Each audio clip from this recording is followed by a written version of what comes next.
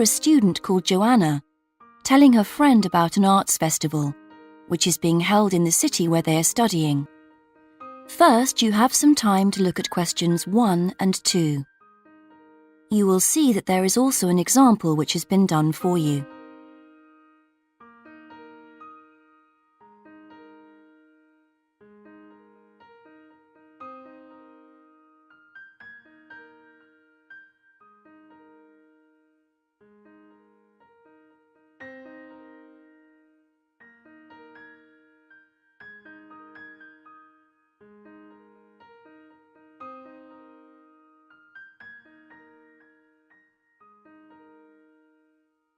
Now we shall begin. You should answer the questions as you listen, because you will not hear the recording a second time. Listen carefully and answer questions 1 and 2. Hi, Joanna. Where have you been?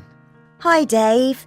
I had to go into college to return a DVD I'd borrowed from the library. Oh, right. But while I was there, I got some information about the City Arts Festival that starts next week. Oh, yeah? I saw a poster advertising it somewhere. Yeah, and I picked up this leaflet from the library.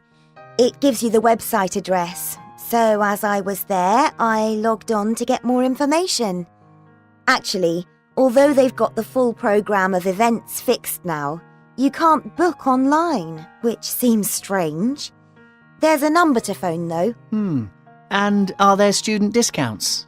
I guess so, but I didn't notice. Anyway, there are 3 things I'd like to see. An Italian film, a rock concert, and an art exhibition. Oh. The exhibition's free, and you don't need to book, so I'll definitely go to that.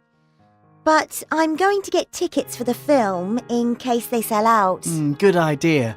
You can always buy concert tickets at the door because that's in a really big hall. Right. Before you listen to the rest of the conversation, you have some time to read questions 3 to 10.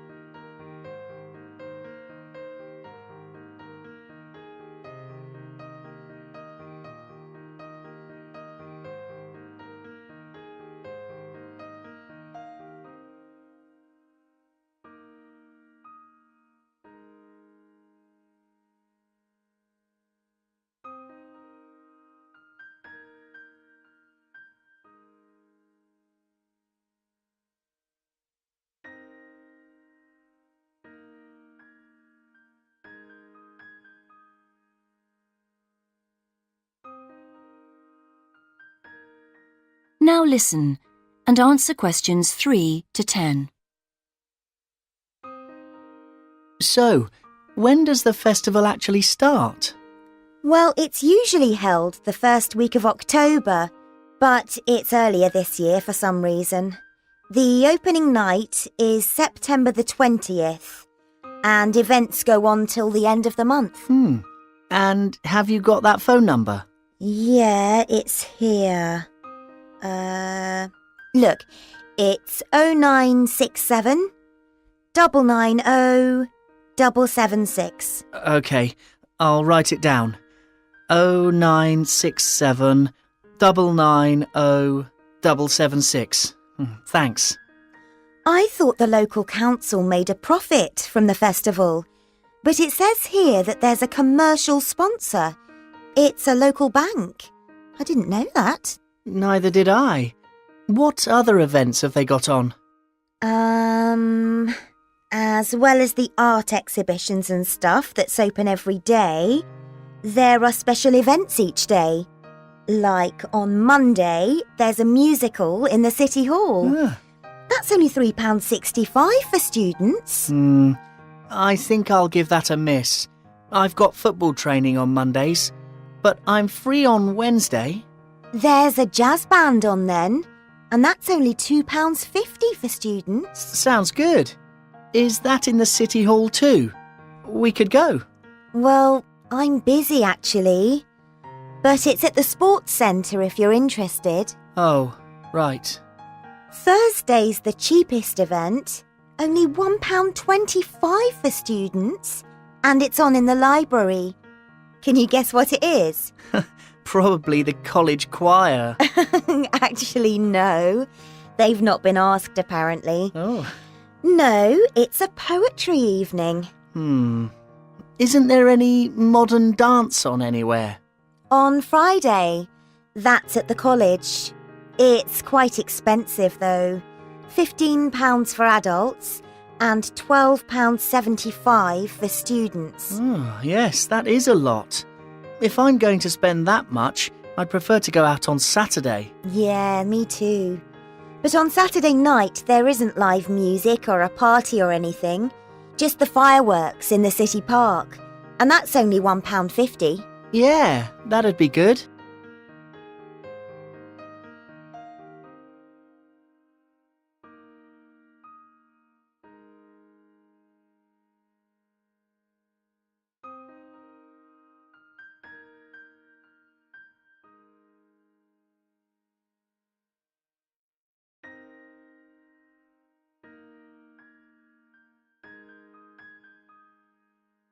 Listen to an interview.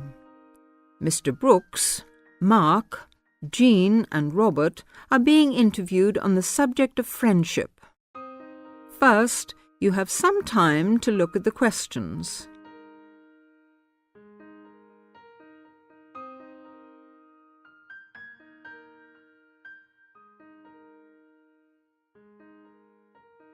Now, listen to the interview and answer questions 1 to 10. I consider friendship to be one of the most important things in life, whatever your status, married or single. I see too many lonely people around. A lot of us get so involved with material values, family problems, keeping up with the Joneses, etc., that we forget the real meaning of friendship. Which is what, according to you? They say a friend in need is a friend indeed, which is partly true. But a real friend should also be able to share your happy moments without feeling jealous.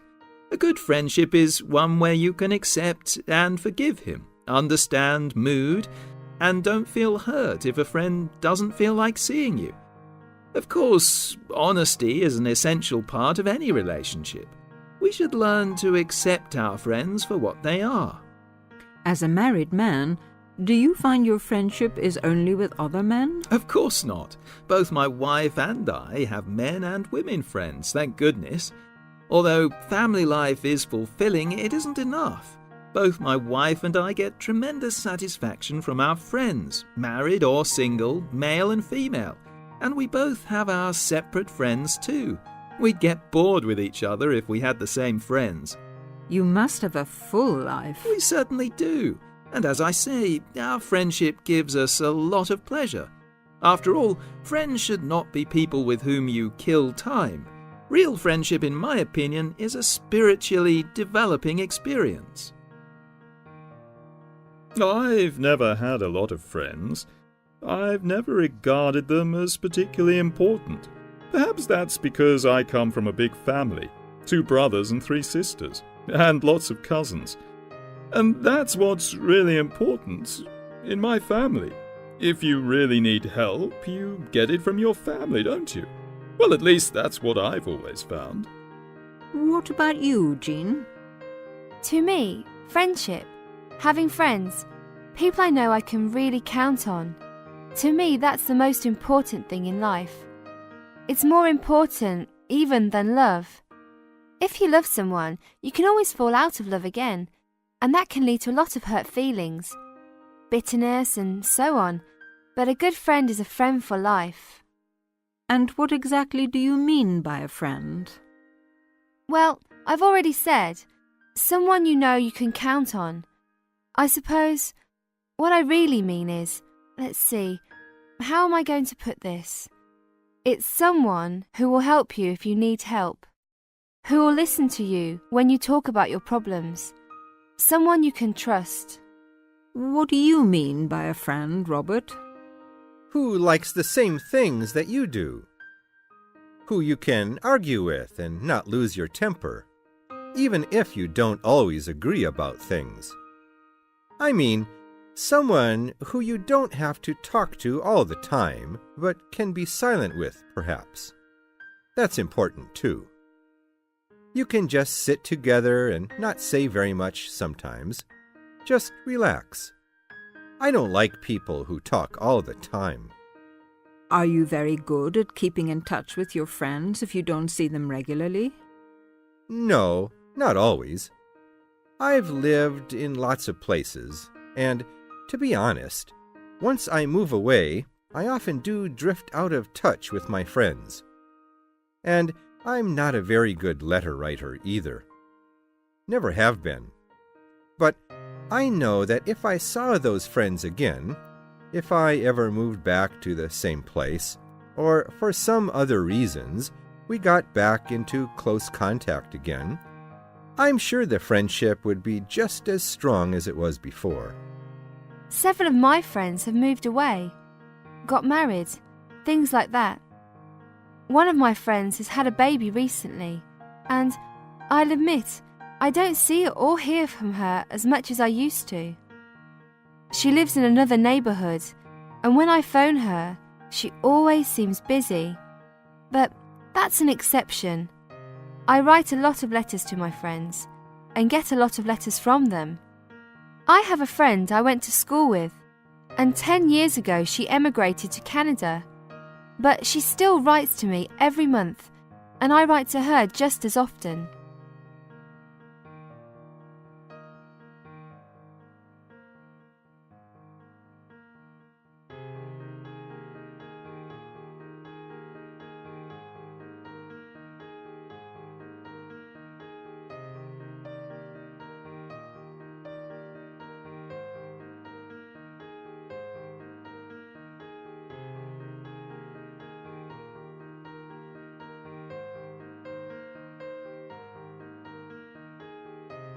Now turn to Section 3. Section 3. You'll hear a tutor and 3 students discussing their work. First, you have some time to look at questions 21 to 27.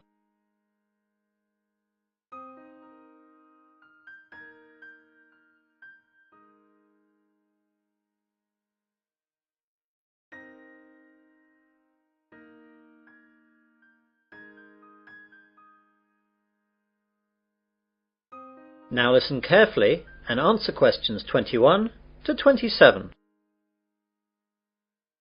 Good morning everyone. Well, in today's tutorial we're going to discuss the essays that you have to submit by the end of next week. Some of you will have already started them, which is good, and if you haven't, well that's okay, but you'll have to get a move on. So, let's begin with you, Simon. What's happening with you? Well, I've made a start on it. I researched the background quite extensively last weekend. I should get to the writing stage tomorrow with a bit of luck, and I'll get finished at the weekend. What are you writing about? I decided to look at the car manufacturing company Jaguar, examine the problems they had with reliability in the 1970s and 80s, how they dealt with it, and how it affected their marketing and sales strategy. That sounds pretty interesting. Any problems with that? At the start I had problems getting information from that far back, but after rooting around in the library I found some magazines which gave me information and also gave me references to find other stuff. It seems now the only problem is keeping to the 4,000 word limit. It just seems that I have so much to write about. It seems I'll need 5,000 or even 6,000 words to be able to cope. Yes, your essay title seems to me to be very wide-ranging. Would you think about cutting out part of it? How about looking at their sales and marketing strategy, but only mentioning the problems in the 70s and 80s and not going too far into it? That's a good idea. That will make it much easier to handle. By the way, how do you want us to hand in our work? Do you want us to drop in a hard copy to your office? You could do that, but I'd prefer it if you just emailed it to me as an attachment. You've all got my address. If not, give it to the secretary, clearly marked that it's for me. Right, Jennifer, how about you? I've not really got going on it yet, but I have decided on a subject. I'll try and do some research during the rest of this week, and I should get writing this weekend. Okay, what are you writing about then? I want to look into how supermarkets use market surveys to develop their products. Will you have enough time to find out what sort of things that the supermarkets do? You won't have much time for that. It should be okay. I've had a look in the stack system in the library and I found a magazine that surveyed all the UK major supermarkets and a trade publication that analysed the same things in Canadian supermarkets. Be careful about using their conclusions too much. The university takes a tough stance on plagiarism. Make sure you properly list where you get your information from in a bibliography and try and do your own analysis. Get going too, as that analysis will take a bit of time. Okay, thanks. You now have some time to look at questions 28 to 30.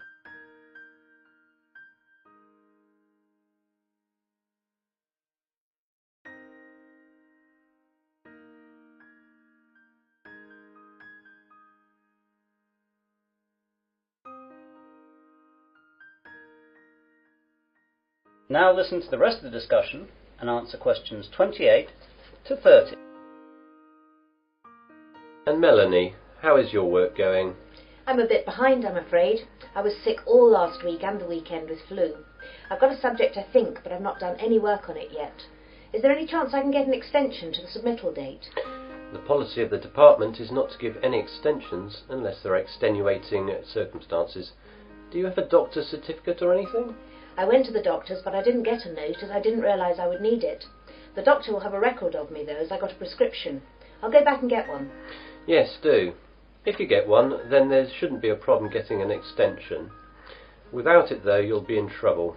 What subject are you considering, anyway? I thought I'd do an overview of the UK mortgage interest rates and their effect on housing sales trends over the last 10 years. I thought it might be of interest because of the huge increases of house prices over the last decade. Certainly an interesting subject, and it should be no great problem getting information, as this has been fairly well documented. It's a lot of work again, though, and you'll really need to get cracking on it, even with the extension, if you get one. Well, I've not got much on for the rest of the week, and I've set aside the weekend to really get to grips with it. Good. Now, is there anything else? That is the end of section 3. You will now have half a minute to check your answers.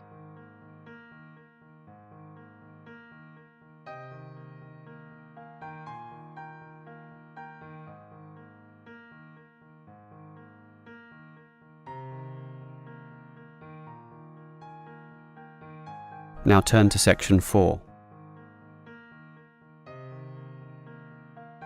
Section 4. You will hear a lecturer discussing the possibility of creating nuclear fusion. First, you have some time to look at questions 31 to 35.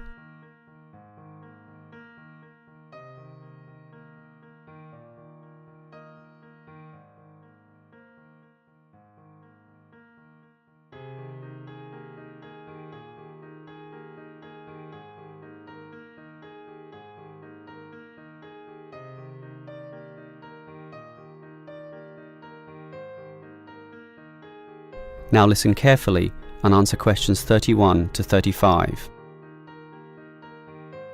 We look at the sun, a huge ball streaming out essentially limitless energy into space, and we think about how we need that energy here on Earth.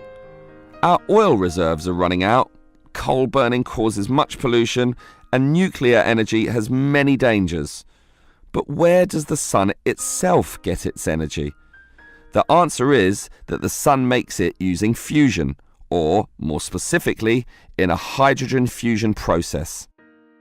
There is no pollution, no radioactivity, no waste products, and we have plenty of hydrogen. So, hydrogen fusion seems the perfect answer to our energy needs, and scientists have long attempted to achieve it here on Earth. So what happens during this process? The first step is to make two light atomic particles approach. In the case of our sun, these are hydrogen particles, the lightest and also the easiest to deal with. However, the problem is that the nuclei of atoms have electric fields, and fusion between these particles is opposed by their similar electric charge. They most naturally repel each other, and the nuclei of all elements are exactly the same in this respect. Thus, in order to overcome this repulsion and force them together, In the second step, the particles are heated. The trouble is, you need a lot of heat, incredible temperatures of the sort only seen on the surface of the sun. This is many millions of degrees, far higher than the melting point of any known material. Still, the concept is simple. The hot, wildly moving particles, which are now called plasma, will crash into each other, resulting in the third step, the fusion into helium, which releases energy and begins a self-sustained process. Before you hear the rest of the lecture, you have some time to look at questions 36 to 40.